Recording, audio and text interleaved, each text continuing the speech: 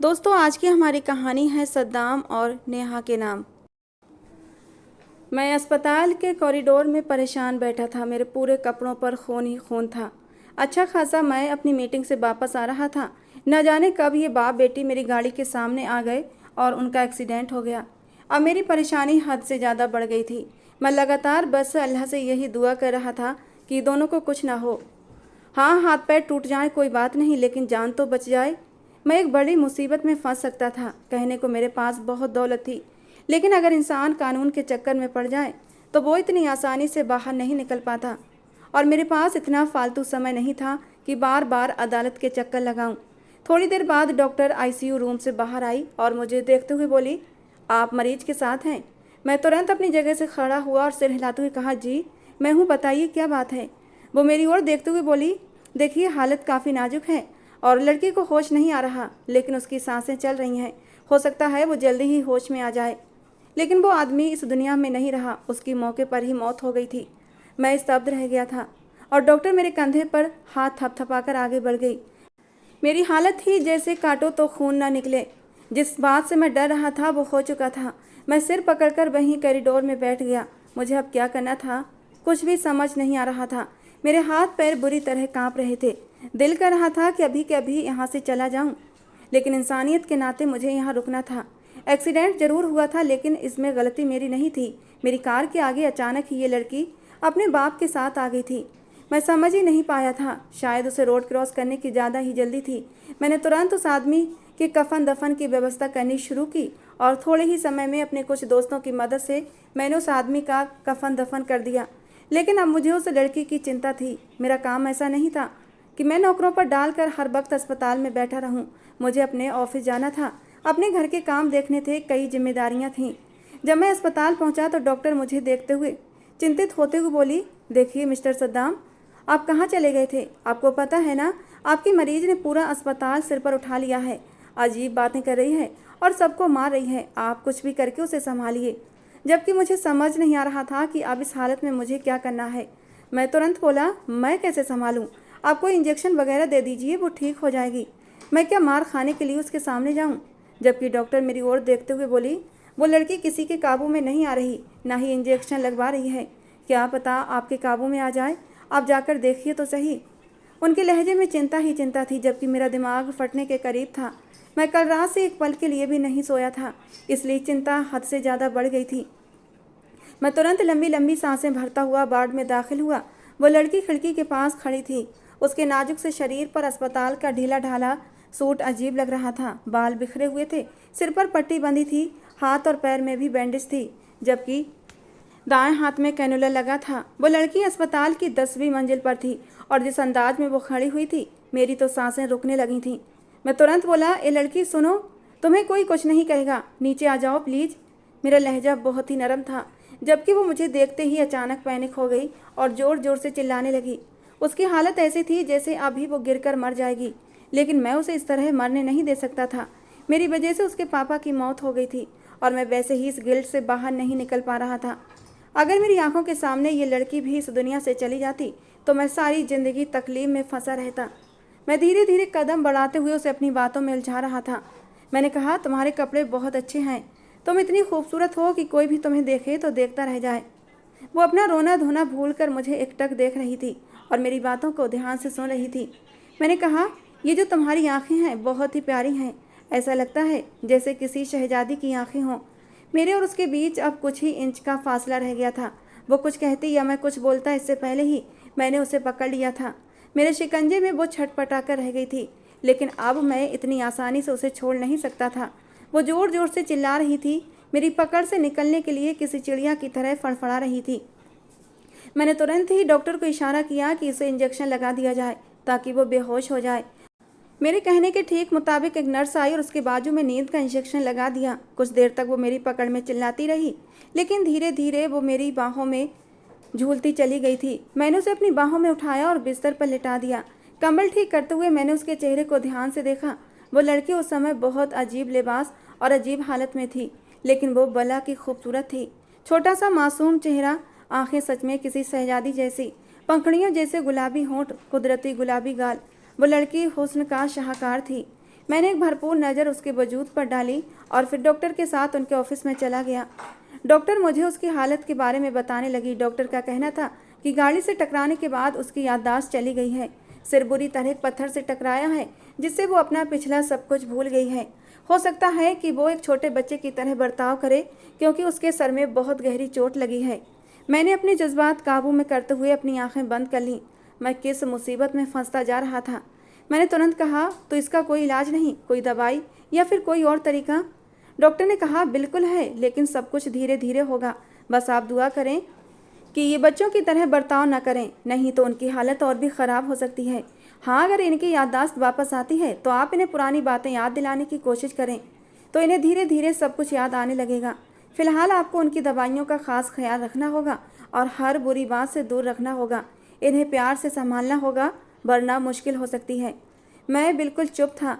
मैंने डॉक्टर की सभी हिदायतों का पालन करने का मन बना लिया था। मैंने उसकी छुट्टी के बारे में पूछा तो डॉक्टर ने मुझे शाम तक का समय दिया। शुक्र था कि उसके हाथ पाँव की कोई हड्डी नहीं टूटी थी। अब मुझे समझ नहीं आ रहा था मैं इस लड़की को लेकर कहाँ जाऊँ। क्या मैं उसे अपने घर लेकर जाऊँ? क्या ये मेरे लिए सही होगा या नहीं? लेकिन कुछ तो करना ही था। मैं उसे इस तरह अस्पताल में अकेला छोड़कर नहीं जा सकता था। मुझ में इतनी हिम्मत और ताकत नहीं थी। रात होते ही उसकी छुट्टी कर दी गई और मैं उसे अपने साथ अपने घर ही ले आया। वो नींद के असर में ही थी। वो इंजेक्शन काफ़ी भारी डोज का लगाया गया था। मुझे थोड़ा दुख भी हो रहा था कि उसके साथ ऐसा नहीं करना चाहिए था, लेकिन उसने ही हमें ये सब करने के लिए मजबूर किया था। मैं अपने बगले में दाखिल हुआ तो सामने ही नौकर चाकर काम में लगे हुए थे। मुझे आता देख सब मेरी ओर देख रहे थे। मेरी बाहों में एक खूबसूरत लड़की थी। सबकी हैरानी जायज़ थी। मैं सीधा उसे अपने कमरे के बगल वाले कमरे में लेकर आया और आराम से लिटाकर कंबल ठीक कर दिया। उसकी दवाइयाँ और ज़रूरी सामान साइड टेबल पर रखकर मैं सीधे लॉबी में आ गया, जहाँ सभी नौकर चाकर मुझे हैरान होकर देख रहे थे।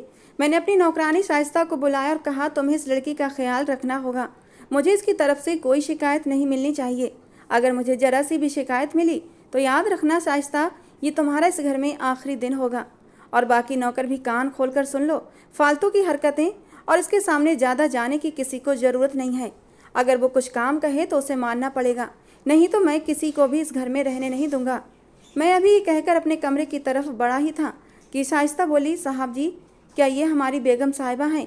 मेरे कदम कुछ पल के लिए रुके थे। मुझे अजीब सा एहसास हुआ। मेरा दिल धड़कने लगा। मैंने पलटकर शाइस्ता की तरफ देखा और ठंडे लहजे में कहा, अभी कहा है ना कि अपनी हद में रहो, ज़्यादा सवाल करने की ज़रूरत नहीं है। मैं आखिरी बार समझा रहा हूँ, सब कान खोलकर सुन लें। मुझे कोई शिकायत नहीं चाहिए। फिर मैं रुका नहीं, बल्कि बड़े बड़े कदम उठाता हुआ अपने कमरे में चला आया। कमरे में आते ही मैंने शर्ट उतार कर एक तरफ फेंकी और सीधे बाथरूम में जाकर शावर के नीचे खड़ा हो गया। भीतर उठते गुस्से को मैंने ठंडे पानी से बुझाना चाहा, क्योंकि जो मैंने किया था उसकी कोई माफ़ी नहीं थी। मुझे इस समय बहुत पश्चाताप हो रहा था, क्योंकि मेरी वजह से एक आदमी की मौत हो गई थी और उसकी बेटी ने अपनी याददाश्त खो दी थी। क्या इस दुनिया में या ऊपर वाले के दरबार में मुझे माफ़ी मिल पाएगी? ये सोच सोचकर मेरा बुरा हाल था। साथ ही उस लड़की को लेकर भी एक अलग टेंशन थी। मैं उसे बिना किसी रिश्ते के अपने घर नहीं रख सकता था। मेरा एक पूरा समाज था और अगर किसी को ये बात पता चल जाती कि मैं किसी लड़की के साथ हूँ तो मेरी इज्जत मिट्टी में मिल जानी थी। वैसे भी मैं अपने परिवार से बिल्कुल अलग रहता था। मेरा उनसे कोई संपर्क नहीं था। मेरे माँ बाप तो नहीं थे, लेकिन मेरे चाचा और ताऊ वगैरह थे। लेकिन उन्होंने मुझे ऐसे समय में अकेला छोड़ दिया जब मुझे उनकी सबसे ज़्यादा ज़रूरत थी। काफ़ी देर तक मैं ठंडे शावर के नीचे खड़ा खुद को शांत करने की कोशिश करता रहा और फिर बाहर आकर थोड़ी देर के लिए सोने के लिए लेट गया। मैं पूरी रात का जागा हुआ था, इसलिए अब मुझे और अधिक जागा नहीं जा रहा था। मुझे अभी सोए हुए मुश्किल से 2 घंटे ही हुए थे कि एक नौकर हड़बड़ाकर मेरे कमरे में दाखिल हुआ और मुझे झकझोरते हुए उठाने लगा। पहले तो मुझे बहुत गुस्सा आया, क्योंकि आज से पहले किसी नौकर में इतनी हिम्मत नहीं थी कि वो मुझे इस तरह उठाए। लेकिन मैं तुरंत उस लड़की के बारे में चिंता करने लगा। नौकर मुझे देखते हुए घबराए अंदाज में बोला, साहब जी, वो लड़की। इसके आगे वो कुछ बोल नहीं पाया और मैं उसे धक्का देकर बाहर की तरफ नंगे पांव भागा। उस लड़की ने मेरी रातों की नींदें हराम कर दी थीं। जब मैं बाहर आया तो देखा कि वो लिविंग रूम में एक बड़ा सा फूलदान पकड़े खड़ी थी और सभी नौकरों को उसने लाइन में खड़ा कर दिया था। मैं तुरंत ही उसे मनाते हुए बोला, बात सुनो शहजादी, ये क्या कर रही हो? किसी को नुकसान हो जाएगा, रख दो इसे। ये नाम मैंने अचानक ही उसे दे दिया था, क्योंकि मेरे दिमाग में इस वक्त कोई और नाम आया ही नहीं था और मुझे उसका असल नाम नहीं पता था। लेकिन वो अचानक ही मेरी तरफ मुड़ी और उसने वो फूलदान मुझ पर ही फेंक मारा। खुदा का शुक्र था कि मैं हर स्थिति के लिए तैयार था, इसलिए तुरंत नीचे हो गया और वो फूलदान मेरे सिर के ऊपर से गुजरता हुआ चला गया। वो तुरंत रोते हुए बोली, मेरे करीब मत आना, तुम बिल्कुल अच्छे नहीं हो, तुमने मुझे सुई लगवाई थी, तुम अब भी यही करोगे। उसका अंदाज बहुत मासूमाना था। न जाने क्यों मुझे उस पर बेहद प्यार आया। मैं धीरे धीरे उसके करीब जाने लगा, क्योंकि मैं पहले ही सारी बातें समझ चुका था। अब उसके पास कोई भी ऐसी खतरनाक चीज़ नहीं थी जिससे वो मुझे या खुद को नुकसान पहुंचा सकती। जब वो भागने लगी, इससे पहले ही मैंने जल्दी से उसे पकड़ लिया। वो गुस्से में चीख रही थी, मुझे छोड़ो, नहीं तो मैं तुम्हें मारूंगी। लेकिन मैंने तुरंत ही उसे अपने कंधे पर उठाया और उसे सीधे कमरे में जाकर बिस्तर पर पटक दिया। शायद उसकी कमर पर काफ़ी जोर से चोट लगी थी। वो अपनी कमर पर हाथ रखकर करा रही थी और मैं तुरंत ही उसके दोनों हाथों को पकड़कर रस्सी से बांध चुका था। वो मुझे आंसुओं भरी निगाहों से देखते हुए बोली, तुम बहुत बुरे इंसान हो, खोलो मुझे, मैं तुम्हारे साथ नहीं रहना चाहती। मैं उसे देखते हुए बोला, हाँ, मैं तुम्हें तुम्हारे घर जरूर छोड़कर आऊँगा, लेकिन उससे पहले तुम्हें मेरी कुछ बातें सुननी होंगी, वरना तुम्हारे लिए मुश्किल खड़ी हो जाएगी। मुझे अपने आप पर हैरानी हो रही थी। मैं बिजनेस की दुनिया का बेताज बादशाह था और एक मासूम 18 साल की लड़की के आगे मिन्नतें कर रहा था कि वो मेरी थोड़ी देर बात सुन ले। वो तुरंत ही मुंह फेरकर बोली, मुझे आपकी कोई बात नहीं सुननी, आप बिल्कुल अच्छे इंसान नहीं हैं। आपने मुझे सुई लगाई थी और अब भी मुझे बांध रहे हैं। मैं आपको पुलिस के हवाले करवाऊंगी और जब वे आपको पकड़ कर ले जाएंगे तब आपको पता चलेगा कि मैं क्या चीज़ हूँ। मैं तुरंत ही उसके करीब बैठते हुए बोला, मुझे पता है कि तुम क्या चीज़ हो, मगर उससे पहले प्लीज़ मेरी बात सुन लो, मैं तुम्हारे आगे हाथ जोड़ता हूँ। मेरे इस अंदाज पर वो एकदम खिलखिलाकर हंस पड़ी। उसकी हंसी मेरे कानों में रस घोलती हुई महसूस हुई थी। मैं उसे देखते हुए बोला, तुम्हें अब कुछ दिनों के लिए मेरे साथ रहना होगा। देखो, हम दोनों एक अच्छे दोस्त बन जाते हैं, फिर तुम्हें यहाँ रहने में कोई परेशानी नहीं होगी। मेरी बात सुनकर वो बोली, मुझे तुम जैसे इंसान को अपना दोस्त नहीं बनाना। वो किसी भी तरह मेरी बात सुनने के लिए तैयार नहीं थी। मैंने अपना सिर पकड़ लिया। जो बिजनेस की दुनिया में सबको लोहे के चने चबा देता था, अब इस लड़की ने मुझे चंद ही पल में लोहे के चने चबा दिए थे। मैं अपने बालों में हाथ फेरकर अपने अंदर के उठते गुस्से को काबू करते हुए बोला, देखो, तुम्हारी तबीयत अभी ठीक नहीं है। ऐसा समझो मैं तुम्हारा नौकर हूँ और तुम्हारी देखभाल मेरे जिम्मे है, तो मुझे अपनी सेवा करने का मौका तो दो शहजादी साहिबा। वो मेरी बात सुनकर इस बार कुछ देर के लिए शांत हुई और फिर तुरंत ही चहककर बोली, देख लो, अपनी बात से पीछे मत हटना, तुम्हें मेरे सारे काम करने होंगे।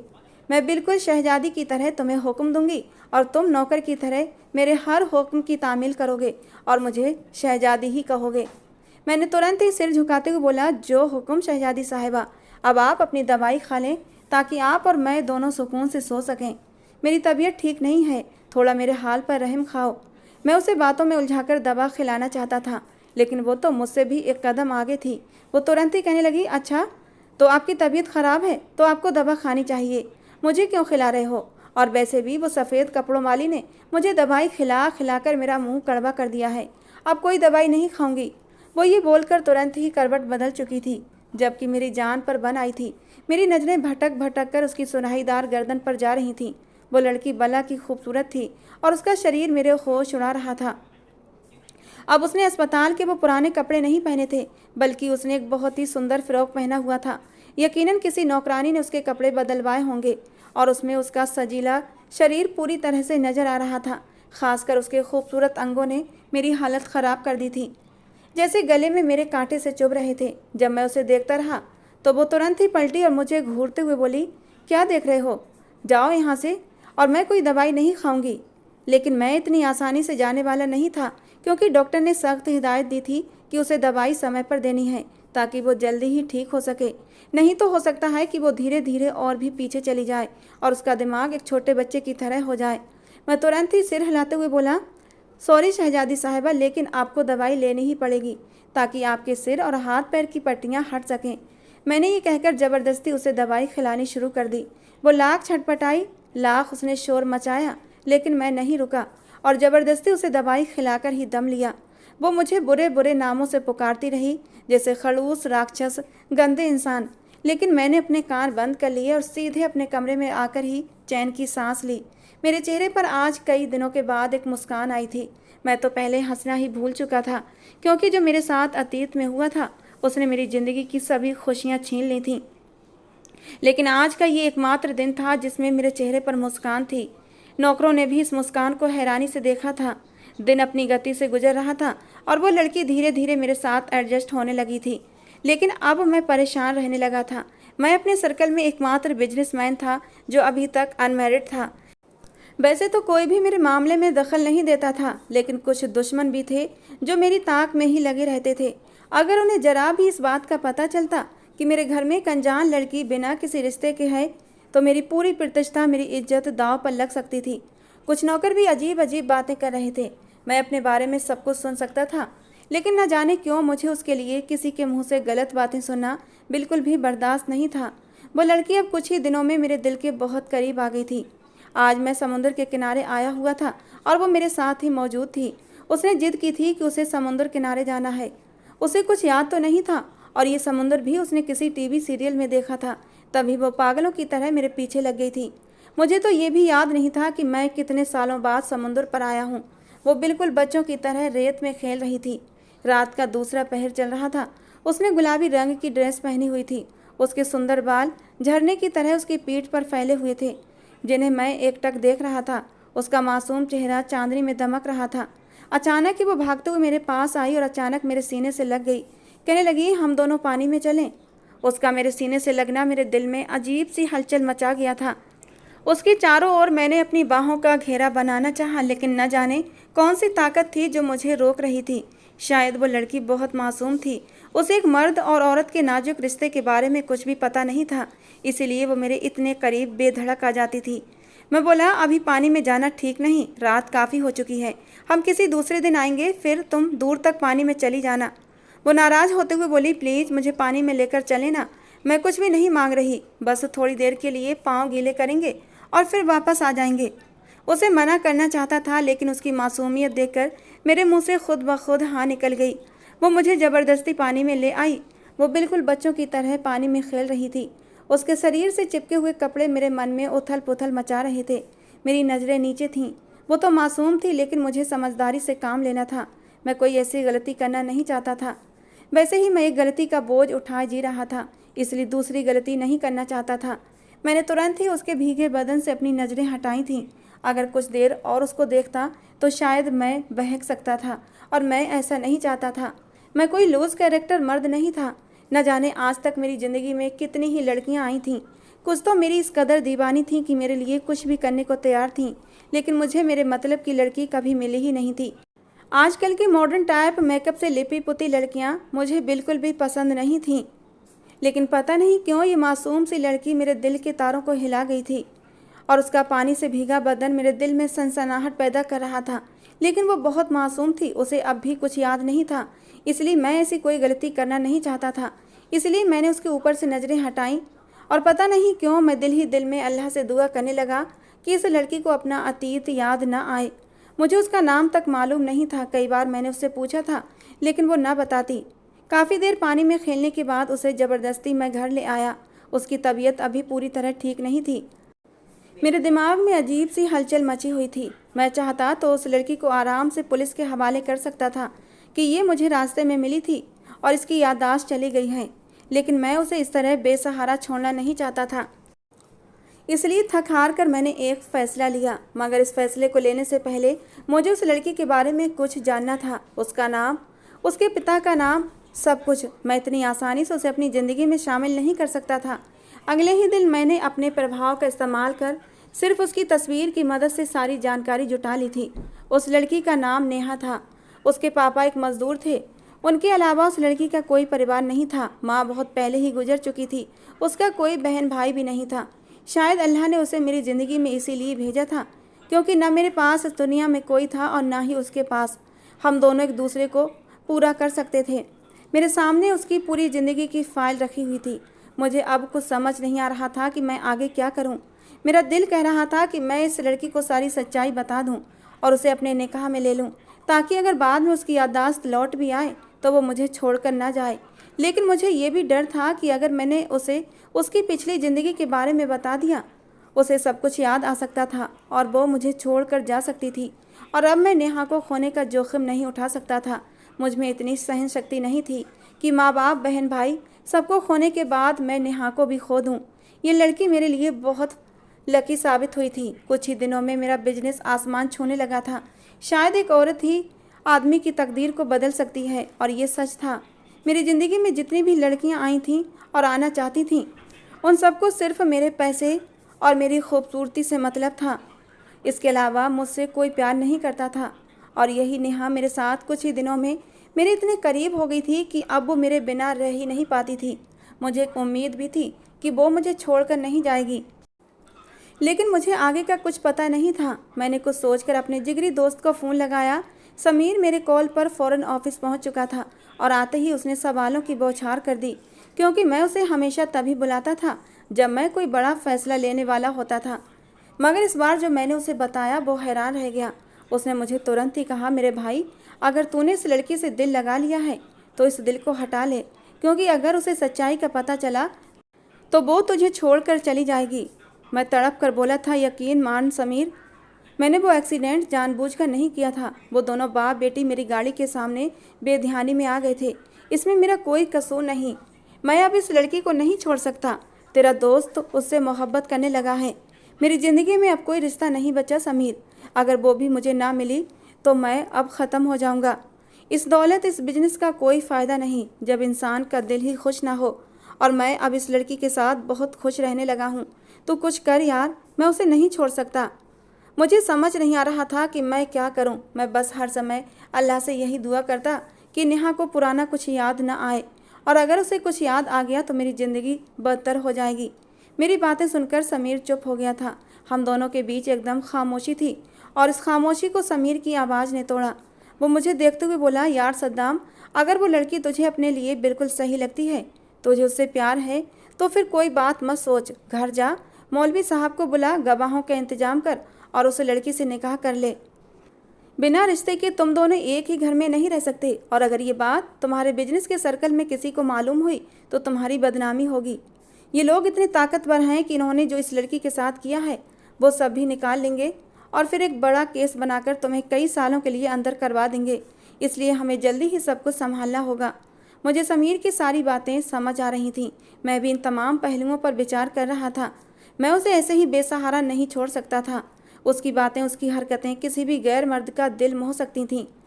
कुछ ही पल में कोई भी मर्द उसके शरीर को देखकर फिसल सकता था, और मैं उसे इस तरह इस निर्दयी दुनिया के हवाले करना नहीं चाहता था, क्योंकि मैंने भी एक समय पर यह दर्द झेला था। अपने माँ बाप को अपने हाथों खोया था। मेरी आंखों के सामने मौत की घाटियों में मेरा परिवार खो गया था। इसलिए मैं इस निर्दयी दुनिया के छल प्रपंच से वाकिफ था। मैंने घर जाते ही निकाह का इंतजाम किया। गवाह के तौर पर समीर भी मेरे साथ था, और उसने भी नेहा को देखकर एक ही बात कही थी कि इस लड़की को बाहर की दुनिया कबूल नहीं करेगी, इसे नोच खाएगी। और मैं भी इस बात से वाकिफ था। तमाम गवाहों की मौजूदगी में मैंने नेहा से निकाह कर लिया। वो पहले तो बहुत इतराई, मुझे बहुत मना किया, नखरे दिखाए, लेकिन जब मैंने उससे जरा सी नाराज़ होने की अदाकारी की तो वो तुरंत ही मान गई थी। शायद उसके दिल में भी कुछ कुछ होने लगा था। हम दोनों एक बहुत ही खूबसूरत रिश्ते में बंध चुके थे। मैंने सोच लिया था कि मैं वलीमे की रस्म बड़े पैमाने पर करूँगा, ताकि सबको मेरी शादी का पता चल जाए। मगर उससे पहले मुझे नेहा को समझाना था। निकाह होने के बाद सब लोग जा चुके थे। लॉन्ज में सिर्फ मैं और वो रह गए थे। नेहा चुपचाप सोफे की एक तरफ बैठी हुई थी। मैंने एक प्यार भरी निगाह उसके चेहरे पर डाली थी और उसके पास जाकर बैठ गया। अब वो मेरी मिल्कियत थी। मैं उसे जी भरकर निहार सकता था। उससे नजरें चुराने की मुझे कोई ज़रूरत नहीं थी। उसका तन और मन सिर्फ मेरा था। वो थोड़ी उलझी हुई लग रही थी। लड़कियां इस समय काफ़ी घबराई हुई होती हैं, लेकिन उसके माथे पर शिकन थी। यकीनन वो कुछ सोच रही थी, और जहाँ तक मुझे लगता था वो अपने बारे में ही सोच रही थी। मैंने कहा, क्या हुआ नेहा, इतनी परेशान क्यों हो? वो बोली, साथ जी। मुझे पूरा नाम लेने की बजाय वो साथ जी कहकर ही बुलाया करती थी। कहने लगी, एक बात तो बताइए, आप तो मुझे शहजादी कहते हैं, लेकिन वो मौलवी साहब मुझे नेहा क्यों बुला रहे थे? क्या मेरा नाम नेहा है? मेरे गले की हड्डी तक सूख गई थी। मैंने उसे देखते हुए कहा, हाँ, निकाहनामे पर लड़की का कोई ना कोई नाम रखना पड़ता है, और मुझे नेहा नाम बहुत पसंद है, इसलिए मैंने तुम्हारा नाम नेहा रख दिया। तुम्हें कोई ऐतराज़ तो नहीं? वो तुरंत ही सिर नकारते हुए बोली, बिल्कुल नहीं, बल्कि ये नाम तो मुझे भी बहुत पसंद है।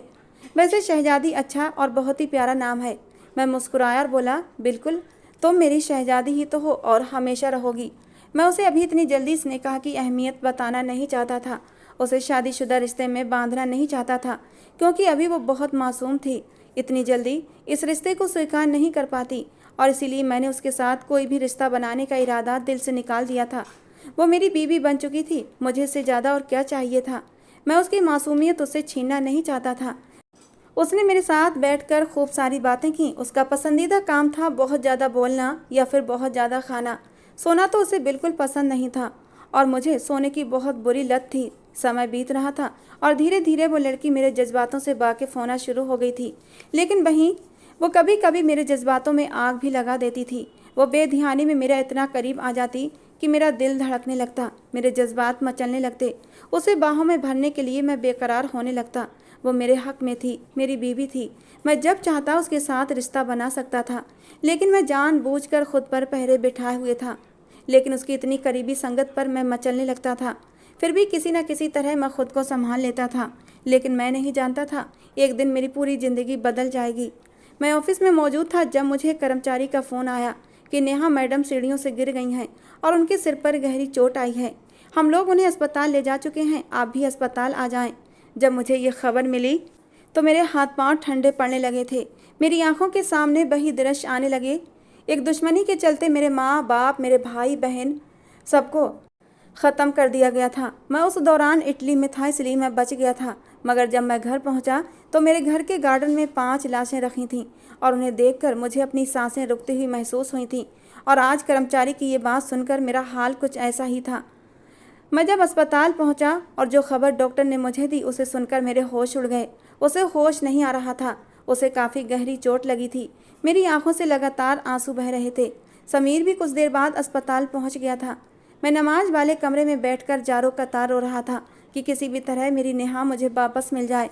और कहते हैं ना, वो पाक परवरदिगार अपने बंदों की दुआ ज़रूर सुनता है, ख़ासकर एक शौहर की अपनी बीवी के हक़ में की गई दुआ। नेहा को होश आ गया था, लेकिन सबसे बुरी खबर एक और थी कि उसे अपनी पिछली ज़िंदगी के बारे में सब याद आ चुका था। लेकिन उसने समझदारी का परिचय दिया। उसने सारा इल्ज़ाम मेरे ऊपर नहीं डाला था कि मैंने उसके पिता का कत्ल किया था। मैं तो उसे समझाना चाहता था कि मैंने जानकर नहीं किया। तुम और तुम्हारे बाबा अनजाने में ही मेरी गाड़ी के सामने आ गए थे और उसने मेरे होंठों पर हाथ रख दिया। वो मुझे देखते हुए बस इतना ही बोली थी, साहब जी मुझे आप पर विश्वास है, क्योंकि जो व्यक्ति मुझे अपने घर में रख सकता है, मुझे गलत नज़र से नहीं देख सकता, बल्कि मुझसे निकाह कर सकता है, वो इंसान झूठ बोल ही नहीं सकता। आपने बाकी मेरे बाबा का कत्ल नहीं किया, मुझे आप पर विश्वास है। जबकि मैं ये बातें सुनकर बेहद खुश था। मेरे दिल का डर ख़त्म हो गया था कि वो मुझे छोड़कर चली जाएगी। मैंने उसे उठाकर अपने सीने से लगा लिया। मुझे अपने अंदर तक सुकून उतरता महसूस हुआ। शायद ये भी अल्लाह की तरफ से ही था कि जो डर मेरे दिल में बैठा हुआ था, उस रब ने वो डर ही मेरे दिल से मिटा दिया था। नेहा को अपनी पुरानी ज़िंदगी तो याद आ गई थी, लेकिन जितना समय उसने मेरे साथ बिताया था वो भूली नहीं थी। उसे अच्छे से सब याद था कि मैं उसकी कैसे देखभाल करता था। उससे निकाह किया, उसे अपनी बीवी बनाया, और जब रात को मैं अपने सोफ़े पर सोने के लिए बढ़ा तो उसने मेरा हाथ खींचकर बेड पर बिठा लिया। कहने लगी, और कितना तड़पाओगे? तुम्हें क्या लगता है कि तुम्हारी संगत के लिए मैं नहीं तड़पती हूँ? जिस तरह तुम्हें मेरी संगत तड़पाती है, मैं भी तुम्हारी बाहों में आने के लिए मचलती थी, लेकिन मैंने भी खुद पर पहरे बिठा लिए थे। उस समय मुझे नहीं पता था कि आखिर तुम मेरे करीब क्यों नहीं आना चाहते, लेकिन इतना ज़रूर जानती थी कि ज़रूर कोई बड़ी वजह होगी जो शादी के बाद भी तुम मेरे करीब नहीं आते हो। मेरा दिमाग उस समय अच्छे से काम नहीं करता था, लेकिन फिर भी इतना तो काम करता था कि मैं इतना जानती थी कि मैं एक जवान लड़की हूँ, मेरे भी जज्बात थे, और ये बात मुझे समझ आती थी कि शादी के बाद पति पत्नी एक दूसरे के साथ रहते हैं, और बहाने बहाने से मैं तुम्हारे करीब आने की कोशिश करती थी, लेकिन तुमने मुझे कभी गलत तरीके से हाथ नहीं लगाया। तुम जैसा मजबूत मर्द मैंने आज तक नहीं देखा। तुमने कभी मेरी मासूमियत का फ़ायदा नहीं उठाया, लेकिन आज की रात हमारी मिलन की रात होगी। अब और तुम्हारे बिना नहीं रह सकती। ये कहकर नेहा मेरी बाहों में समा गई थी, और मैं भी नेहा की संगत पर मचल उठा था और उसे कसकर अपनी बाहों में भर लिया था। अब मैं नेहा के साथ एक बहुत ही खुशहाल ज़िंदगी गुजार रहा हूँ। अगले साल ही मेरे घर एक नन्हे मेहमान की आमद हुई थी, जिसके साथ अब मेरी ज़िंदगी मुकम्मल हो गई थी। दोस्तों, आज की हमारी कहानी थी नेहा और सद्दाम के नाम। आपको कैसी लगी ज़रूर बताना। पसंद आई हो तो प्लीज़ लाइक करना। रोज़ एक नई कहानी सुनने के लिए हमारे चैनल को भी सब्सक्राइब करना। मिलते हैं दोस्तों अगली किसी नई कहानी के साथ।